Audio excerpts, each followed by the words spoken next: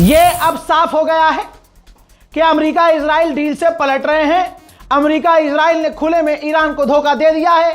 जो अमेरिका ने कह दिया कि लेबनान डील में नहीं है, इजराइल ने कहा लेबनान डील में नहीं है, लेकिन लीजिए गवर्नमेंट ऑफ पाकिस्तान ने पूरी दुनिया के मीडिया पर आकर कह दिया है कि डील में लेबनान शामिल है। इसी पर बात हुई थी और बहुत क्लियर बात हुई थी कि लेबनान पर भी इजराइल हमले बंद करेगा, लेबनान में भी शांति लाएगा, पूरे इलाके में जंग बंद होगी। अब सोचिए पाकिस्तान मीडिएटर है। यह बात आप मानिए मत, मैं भी नहीं मान रहा, लेकिन ट्रंप तो यही कह रहा है कि मीडिएटर पाकिस्तान है, तो फिर जिम्मेदारी दोस्तों मीडिएटर की होती है जो डील करवाता है। तो अब तो मीडिएटर ने भी कह दिया कि भाई ये बात झूठ है कि लेबनान डील में नहीं था, डील में लेबनान था। तो दुनिया एक बार फिर से देख रही है कि अमेरिका और इजराइल ने ईरान को फिर से धोखा दिया है। ईरान इसीलिए नहीं मान रहा था, बहुत मुश्किल थी। मैंने आपसे वादा किया था कि इस जंग की तमाम बारीकियां आपको बताऊंगा। खबर यह आई है कि आखिर वक्त तक ईरान डील पर राजी नहीं था, मान ही नहीं रहा था ईरान।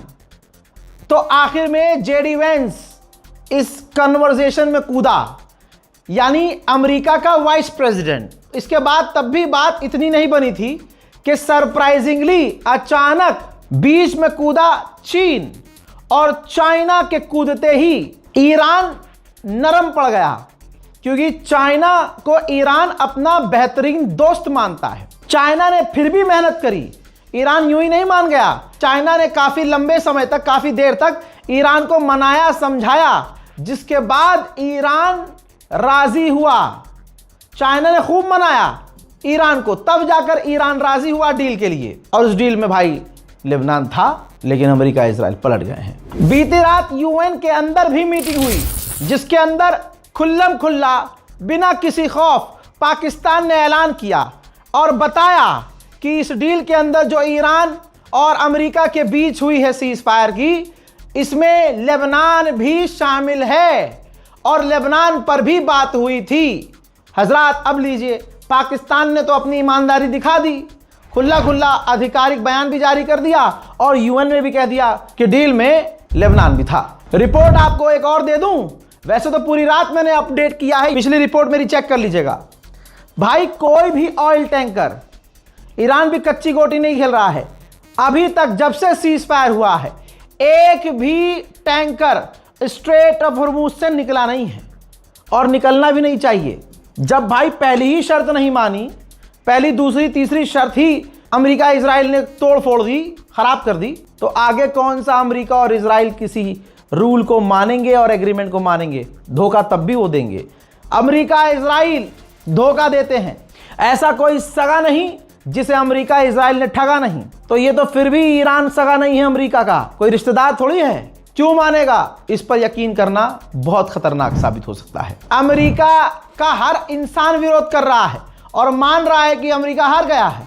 जो तेल की कंपनियां हैं बड़ी बड़ी और उनके मालिक डोनाल्ड ट्रंप का विरोध कर रहे हैं, अमेरिका का विरोध कर रहे हैं कि ये कौन सी डील है भाई? जब स्ट्रेट ऑफ हॉर्मुज से निकलने के लिए पैसा देना पड़ेगा, टैक्स देना पड़ेगा, तो तेल के दाम भी महंगे होंगे। और ये स्टेटमेंट है, तेल के जो मालिक हैं अरब, वो कह रहे हैं कि अगर हम टैक्स दे देकर अपने टैंकर निकालेंगे तो ईरान तो मालामाल हो जाएगा। उधर ईरान ने एक और खौफ पैदा कर दिया है, एक नया रूट जारी कर दिया है स्ट्रेट ऑफ हॉर्मुज के लिए। अपने आइलैंड के बीच से निकलने को टैंकरों को कहा है और कहा है कि अगर जो पहले वाला रास्ता है, जो फिलहाल नॉर्मली यूज होता था, अगर आप उस रास्ते से जाओगे तो खतरा है, माइंस बिछे हैं, नुकसान हो सकता है। तो अगर आप सेफ पैसेज चाहते हो तो हमारे आइलैंड्स के बीच में से आप निकलो। ब्रिटिश सबसे बड़ा अखबार इंडिपेंडेंट क्या लिख रहा है, पढ़ लीजिएगा और शेयर कर दीजिएगा। ब्रिटेन के अखबार ने लिखा है कि ये जो सीज फायर है ट्रंप का,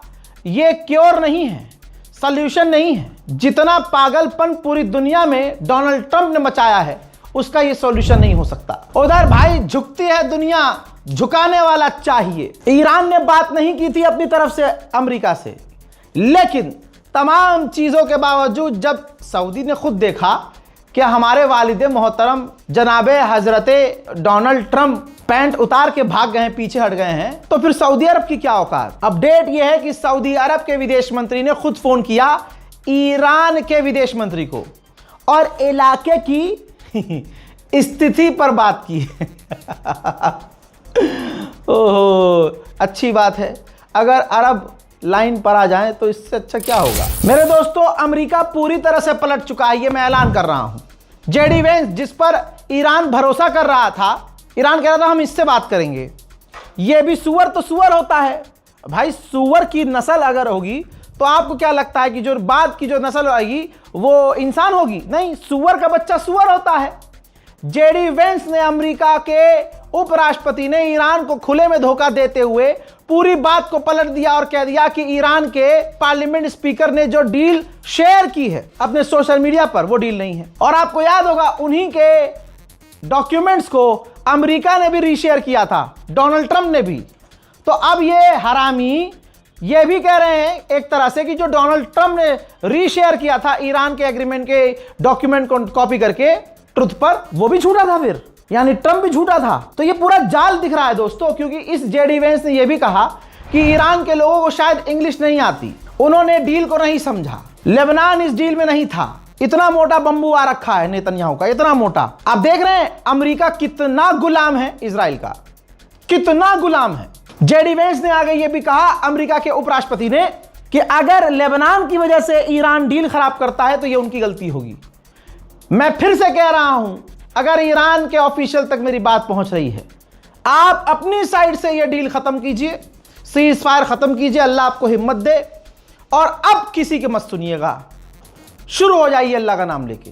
अरे भाई, एक भी बात पर टिक नहीं रहा है अमेरिका।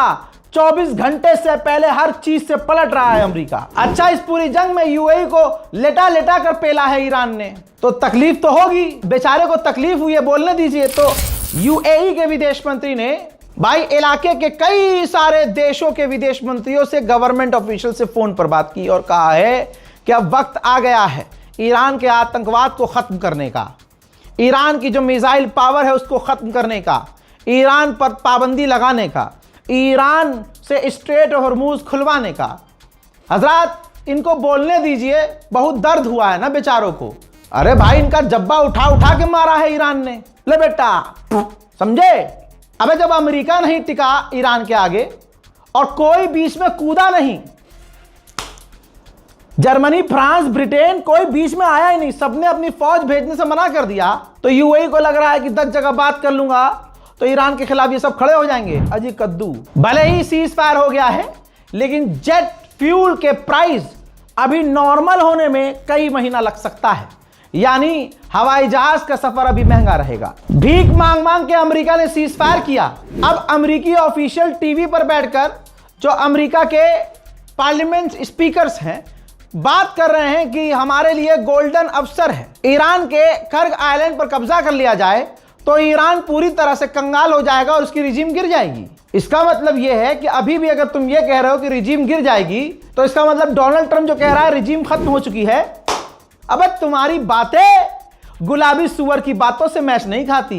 गुलाबी सुअर का कोई बयान अमेरिका के दूसरे ऑफिशियल से मैच नहीं खाता। अबे सालो, एक टेबल पे बैठ के डिस्कस कर लिया करो ना पहले बोलने से पहले। लेकिन ये तमाम चीजें ईरान को देखनी चाहिए कि बातें क्या हो रही हैं, इधर आपसे क्या कहा गया और इधर क्या किया जा रहा है। ट्रंप किलसा हुआ है नेटो से और फैसला आ रहा है, तैयारी की जा रही है कि नेटो के कई देशों में जो अमेरिका ने अपनी फौज तैनात की हुई है, वो नेटो से अपनी अमेरिका की फौज को निकालेगा। अब दोस्तों औकात पर आ गया है, क्योंकि खुन्नस ईरान पर तो निकली नहीं, न ईरान से जीत पाया ट्रंप। अब वो खुन्नस दूसरे देशों पर निकालेगा और इंशाल्लाह मैं तो कह रहा हूं निकाले, क्योंकि ये सारे देश ईरान के खिलाफ थे। नेटो को कहा, नेटो ने हमारी कोई मदद नहीं की, हमें जब नेटो की जरूरत थी तो नेटो नजर नहीं आया, और आगे भी जब भी हमें जरूरत होगी नेटो हमें नहीं मिलेगा, वो हमारा साथ नहीं देगा। अमेरिका के राष्ट्रपति डोनाल्ड ट्रंप ने कहा कि ग्रीनलैंड है, जो एक बर्फ का टुकड़ा है जो इनके द्वारा चलाया जा रहा है, भुगतेगा वो भी। नेटो के चीफ से CNN ने लाइव पूछा, जहां पर नेटो का जो चीफ है नंगा हो गया। CNN ने पूछा कि जब डोनाल्ड ट्रंप ने ईरान की पूरी जनसंख्या को, सिविलाइजेशन को मिटाने की बात कही, तो आपको कोई परेशानी नहीं हुई। तो इस सुअर के दोस्त ने इस हराम के पिल्ले ने तुरंत अपनी असलियत दिखाते हुए कहा कि मैं हर सवाल का जवाब नहीं देना चाहता। यह बात कह के इसने साबित कर दिया कि यह भी ईरान के खात्मे के साथ था।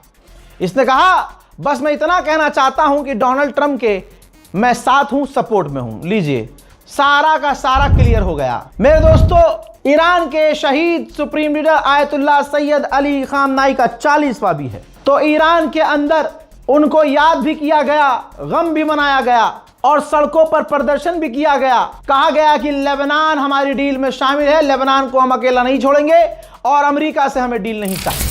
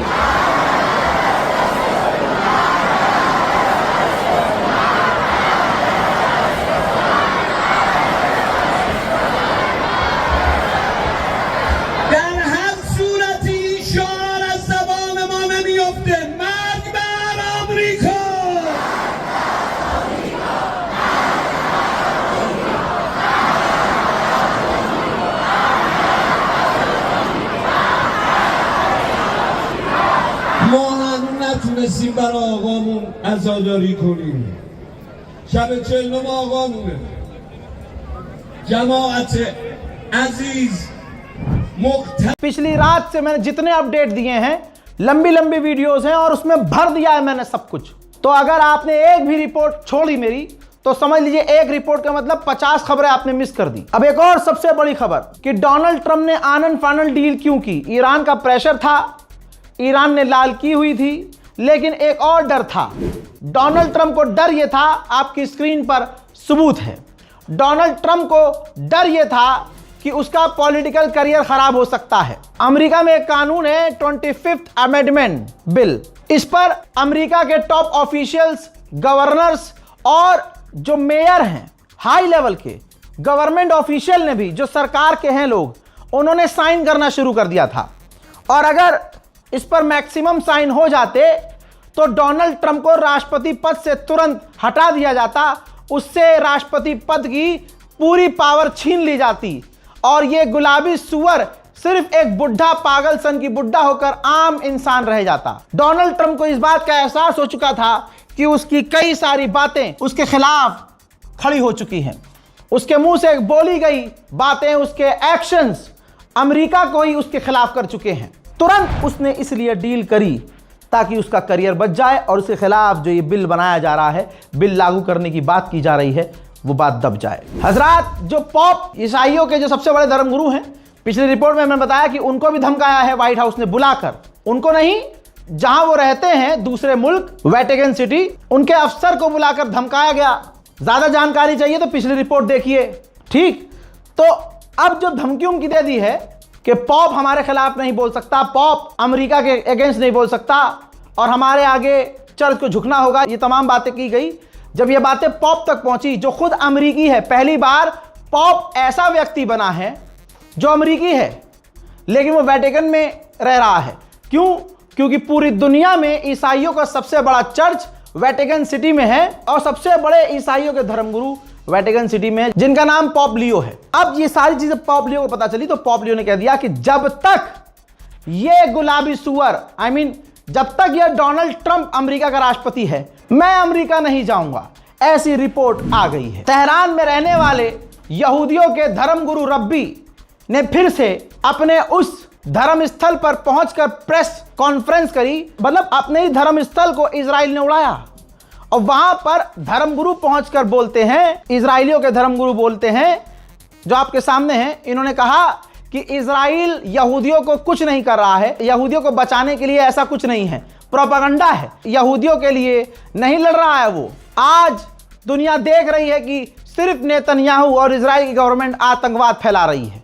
आज सबूत है कि सिर्फ ये आतंकवाद फैला रही है, ऐसा कुछ भी नहीं है कि वो यहूदियों के लिए लड़ रहा हो। साउथ अफ्रीका में ईरान की एम्बेसी भाई रुकी नहीं रही है।